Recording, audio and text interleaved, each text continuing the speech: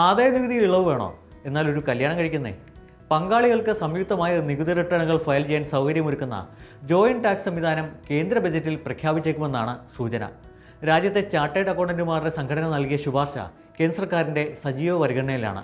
നിലവിൽ Germany, US തുടങ്ങിയ രാജ്യങ്ങളിൽ പങ്കാളികൾക്ക് സംയുക്തമായി ആദായനികുതി റിട്ടേണുകൾ ഫയൽ ചെയ്യാനുള്ള സൗകര്യമുണ്ട്. ഇത് ഇന്ത്യയിലും നടപ്പാക്കണമെന്നാണ് ആവശ്യം. നിലവിൽ ഓരോ വ്യക്തികളും പ്രത്യേകമായി ആദായനികുതി ഫയൽ ചെയ്യുന്ന സംവിധാനമാണ് ഇന്ത്യയിലുള്ളത്. ആദായനികുതി ഇളവ് പരിധിയും വ്യക്തിപരമായി തന്നെയാണ് ബാധകമാവുന്നത്. എന്നാൽ ജോയിന്റ് ടാക്സ് സംവിധാനത്തിൽ ഭാര്യയ്ക്കും ഭർത്താവിനും ഒരുമിച്ച് ആദായനികുതി ഫയൽ ചെയ്യാൻ സൗകര്യമുണ്ടാവും. ആദായനികുതി ഇളവ് പരിധി വർദ്ധിക്കുമെന്നതാണ് ഇതിൻ്റെ പ്രത്യേകത. പങ്കാളികളിൽ ഒരാളുടെ വരുമാനം ആദായനികുതി പരിധിക്ക് മുകളിലാണെങ്കിലും മറ്റേയാളുടെ വരുമാനം കുറവാണെങ്കിൽ സംയോജിതമായി ഇത് കണക്കാക്കുമ്പോൾ ചിലപ്പോൾ ആദായനികുതി നൽകേണ്ടിയേ വരില്ല.